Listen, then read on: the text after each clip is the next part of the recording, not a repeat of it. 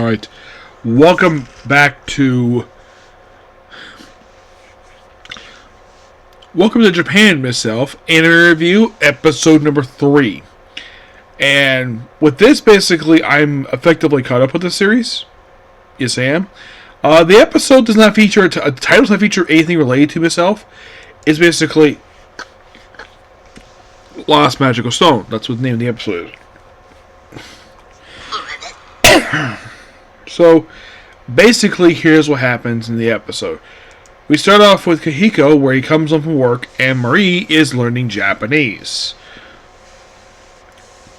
by watching the news and learning bits of conversation. She actually, at one point, even has a brief conversation in Japanese. He's actually quite surprised to hear the fact that he actually speaks Japanese. But because she's an elf, she actually can learn half the time that humans can. He says basically to learn a new language, like let's say Japanese, it takes like 200 days to learn it. Which that's like roughly like 6 to 8 months. For her, she's going to do it probably half the time. She thinks about 2 or 3 months at most. So they chat about that, and of course they had this wonderful meal. And of course they ask for wine. Of course she's a lightweight. Of course she gets drunk. And then of course basically they think, oh, let's go to those ruins. So there's something for them to do, and they get to the fantasy world. And when they get there, it's like, oh, he wakes up in a similar spot in the first episode. And there's Marie, and of course they go to the place. So, how do they get there? Simple. By a once-a teleport. Where he basically just activates, and of course they drop in a hole. He of course carries a bridal staff. Well, he puts it out and they sit basically this way. And this place is like in the middle of the desert. So they get to the place where they need to get to. So they're looking for magical stones. They'll write a report for the Sorcerer Guild, which he has not been there per se. Which I'm sure she probably has been back in a while, given the fact she's been hanging out with him for the last several days. Though they mentioned this episode that they've been living together now for 2 months. So it's been 2 months since the first 2 episodes of the series. You're like, really? It's been 2 months? Yeah, they mentioned it's been 2 months.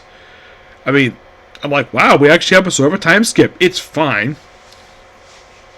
It doesn't hurt the story at all, the fact that they did this at all. Nope.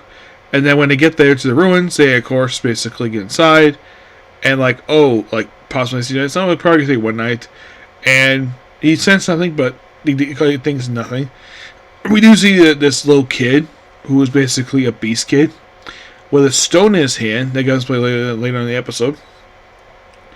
So then, of course, they come to ways, and of course, oh, let's basically, before we go down, let's have lunch.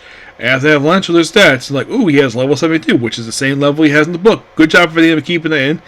And they show her stats. They don't mention her level in the episode. She just says her level is very hard to raise up in the series. I do appreciate they kept the scene. This is actually about close to halfway through the book itself. And then they go down, and of course, we see these bandits. We're going to watch everything. Oh, it's a kid and an elf. And I realize that the kid is actually much older than he looks. So they get down. Of course, they show her basically her. They do explain that she's a spiritual source. She's a spirit sorcerer, which means she can have contract with various spirits and use magic through them. Because her power is unique, as a spirit sorcerer, she has contact with several spirits. And chosen one, which is a fire lizard. And cast a spell through him. And then not long after, a Kappa shows up. Oh, by the way, they mentioned his job title was Illusionary Swordsman.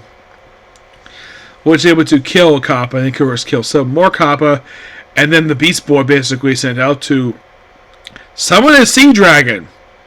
When he's fired at them, of course, he thinks the only way he can actually get away is to transport him back to his world. Basically waking him up. And of course, he mentions what he saw before, he sensed before, and basically, well, it's Saturday. They go wherever the heck they want. It's like they're probably thinking about it later on, but right now they want to basically just relax in the other world, like on a day off. I want to have the bands who are like, hey, we just let you two die. How the heck are you back? They're probably gonna explain the next episode, but yeah, great episode. And with this, I am caught up. I also have roughly about 9 more episodes to go for the whole entire season, which means this will probably finish up probably the same week as one. The next thing I'm going to do is Red Ranger. But next thing I'm going to do is going to be Fairy Princess Quest. So we're on the final episode of Season 1. That's going to be next after I do this review for One Piece. Well, New Chapter the manga is. Yep. But see you next video.